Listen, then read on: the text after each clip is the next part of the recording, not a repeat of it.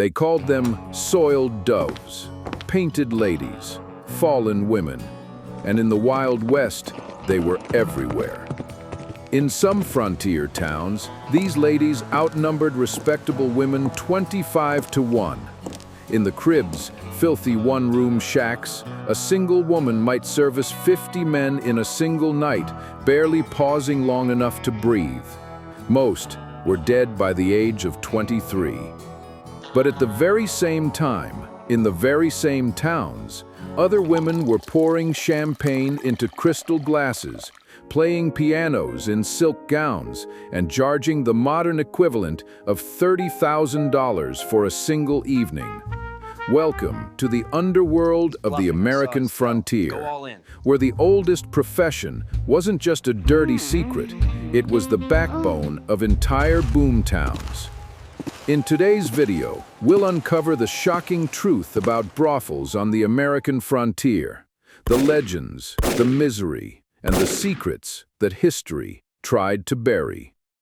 And if you like these stories that never made it into the textbooks, join us and subscribe to our channel. We are here to tell the stories of the outlaws, the outcasts, and the entrepreneurs who really built the West.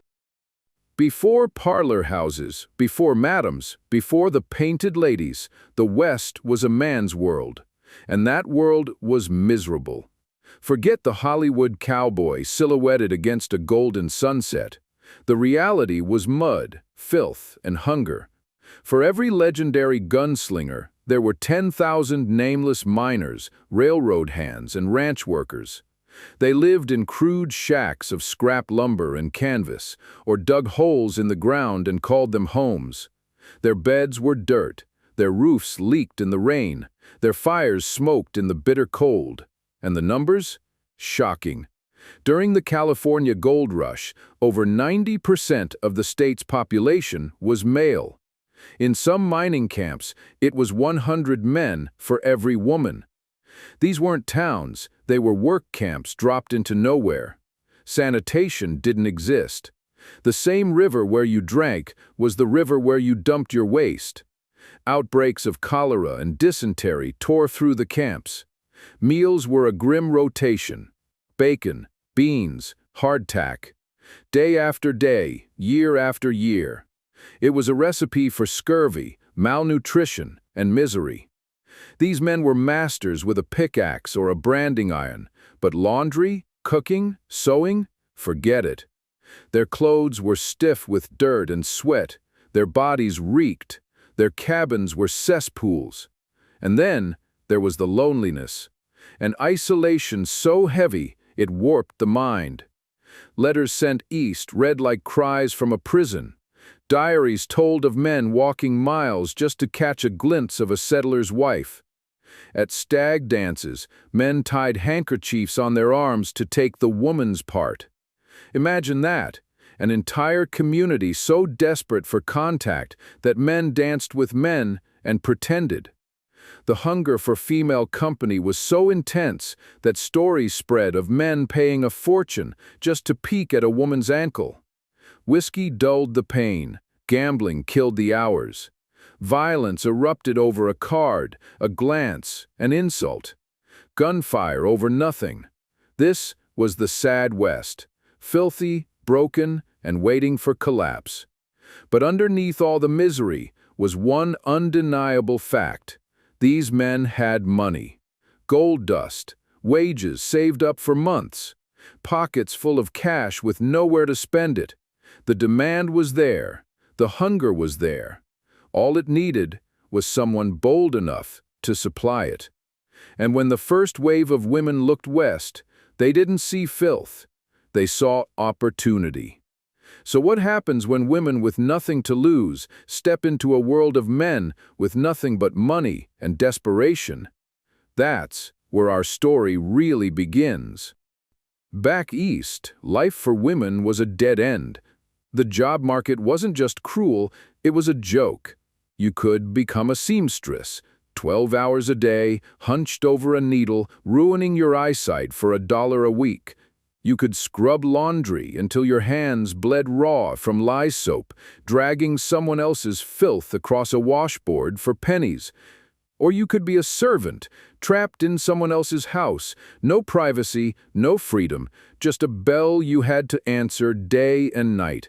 And the best respectable job? School teacher. $80 a year. If you could even get the job, because every position had dozens of desperate women fighting for it. That was the reality. A society that offered women no economic power, no real choices, and no escape from poverty.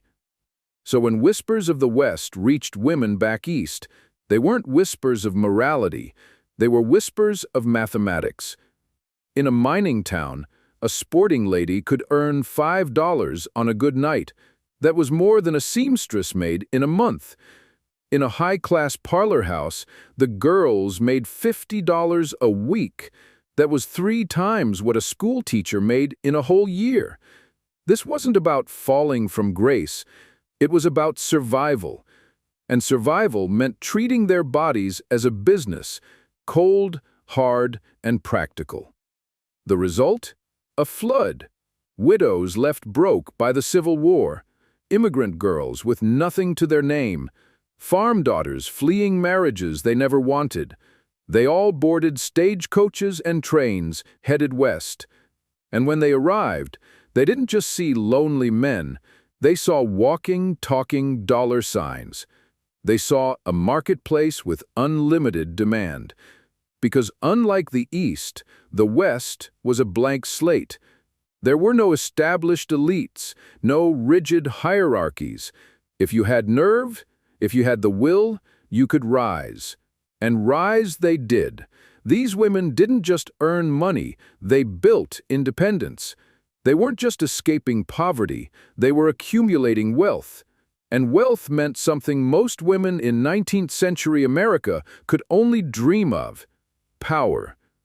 But what happens when you put money and power in the hands of women society called outcasts? What happens when they stop being workers and start being business owners? That's where the madams enter the story.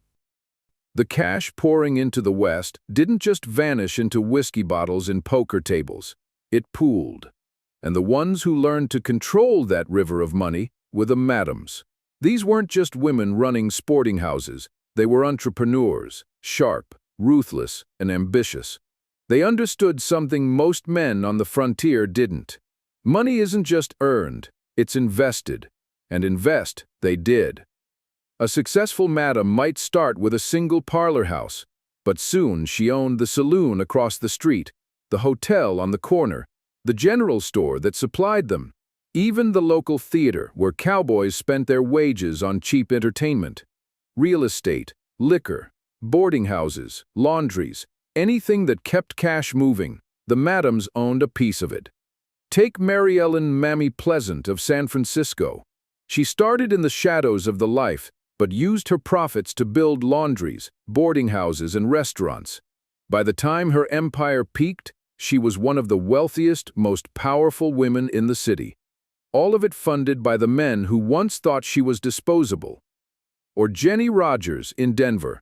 By the late 1870s, she was running one of the most successful parlor houses in the city, the House of Mirrors. Her fortune gave her influence far beyond the red light district. She was no mere outcast. She was a businesswoman who shaped Denver's social and political life, forcing bankers and politicians alike to treat her as an equal. And then there was Pearl De Vere of Crick Creek, who turned her old homestead parlor house into a palace of velvet, crystal, and silk. Her clients were governors, bankers, and mining magnates, and her prices equaled a working man's monthly wage for a single evening. This was the paradox of the West. The same society that called these women fallen depended on them for survival. Need a school? The madam paid for it. Need a hospital? She funded it. Need a church? Ironically, it was often money from the trade that built the first pews where men came to repent on Sunday morning after spending Saturday night in her establishment. They were outcasts and civic leaders at the same time. sinners and saviors in one body. And make no mistake, they knew their worth. Madams weren't just business owners, they were power brokers. With their wealth, they financed campaigns. They decided who became sheriff, who wore the mayor's badge, which laws were enforced and which ones were quietly ignored. On the surface, it looked like a saloon filled with music and smoke. But in reality, those rooms were boardrooms, and the women who ran them were shaping towns, economies, and futures. The sporting house wasn't just a place of vice. It was the engine that kept the frontier alive. But when money turns into political influence, things get dangerous.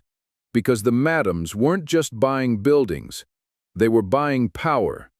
And that power was about to collide with the single most explosive issue of the 19th century, women's rights. Money is power, and in the Wild West, madams had both. At first, their power was local. A sheriff needed campaign funds, he went to the madam's house. A mayor needed votes, he courted the madam. They were kingmakers, operating out of smoky parlors and red-curtained rooms. But then, politics moved to a bigger stage, and with it came one of the strangest revolutions in American history. Wyoming, 1869, a territory barely carved out of the wilderness, and suddenly it became the first place in the United States where women could vote, 50 years before the rest of the nation caught up. How did that happen? The reasons were complicated and often cynical. Some lawmakers hoped suffrage would attract more women to the territory.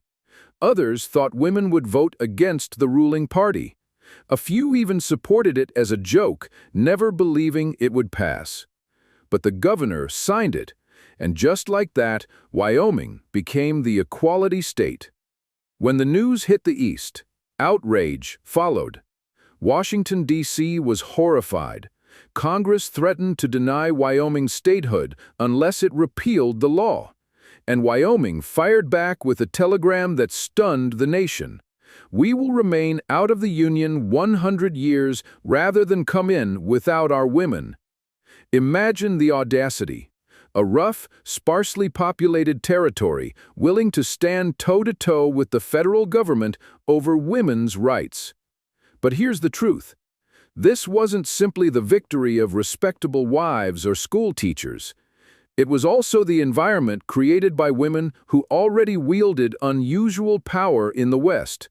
Madams, saloon girls, dance hall women. They were entrenched in the economy, woven into local politics, and impossible to ignore. They didn't draft the law or lobby the governor, but their presence mattered. They proved that women could be economically independent, politically influential, and socially unavoidable. And in a frontier desperate for stability, that independence made legislators take the idea of women's voices more seriously than back east. That's why the next 8 states to grant women suffrage were all in the West, not Boston, not New York, but mining towns, cattle trails, and saloons. The fight for women's rights didn't just unfold in marble halls. It was shaped by the raw realities of frontier life and by the women who, whether respectable or not, forced the world to reckon with them. But while politics could reshape laws and give women the ballot, it couldn't shield these working girls from their everyday reality, because outside the ballots and buildings, every night was still a gamble, life or death. And the next chapter of this story reveals just how dangerous that gamble really was. For all their wealth and power, the women of the frontier lived on a knife's edge. Every night was a risk, every client a roll of the dice. The first danger, the men themselves. These were not gentlemen, they were miners, cowboys, drifters, lonely, frustrated, armed, and drunk. In a world where these women were seen as disposable, violence wasn't a possibility, it was inevitable. The archives are full of horror. women beaten for refusing a man's advances, stabbed over a price dispute, shot dead in drunken rages, and justice almost non-existent. A cowboy could murder a saloon girl in the back room of a saloon, walk out the front door, climb on his horse, and ride away. The sheriff, often a customer himself, might glance at the body, shrug, and file it under just another dead girl. The law wasn't on their side, it was their customer. So they armed themselves. Derringers tucked in garters, pistols hidden in bed frames, because the only protection they had was themselves. But bullets weren't the deadliest threat, disease was. Syphilis, gonorrhea, death sentences in a world before antibiotics. Syphilis alone was known as the Great Pox. It ate the body slowly. Blindness, insanity, decay. And the cures? Pure poison.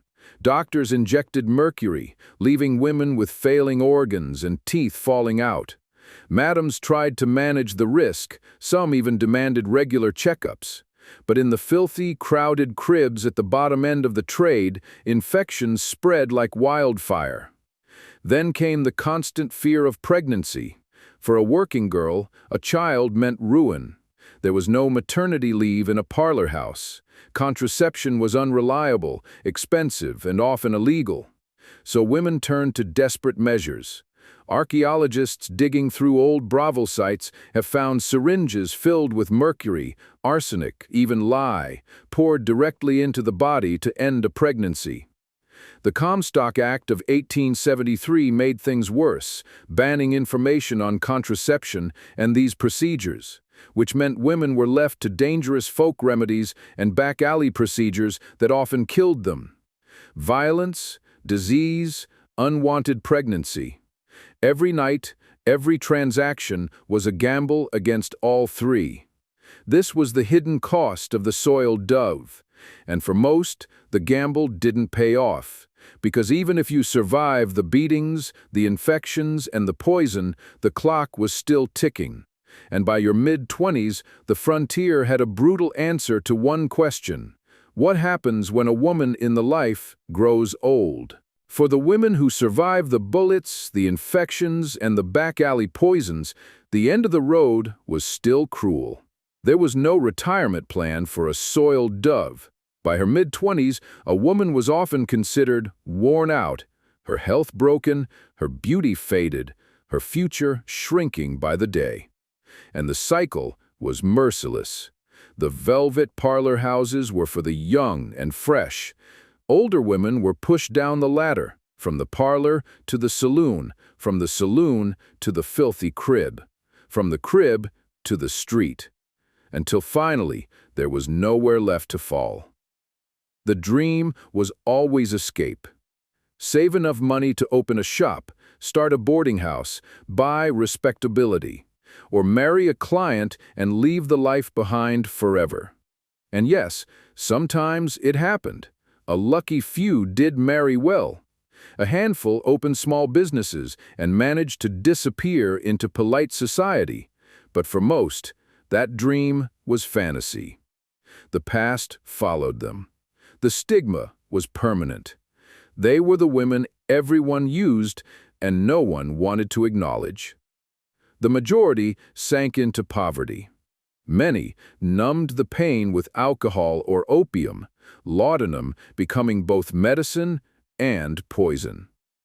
Others saw no way out at all and ended their lives with the same finality the West handed to so many others.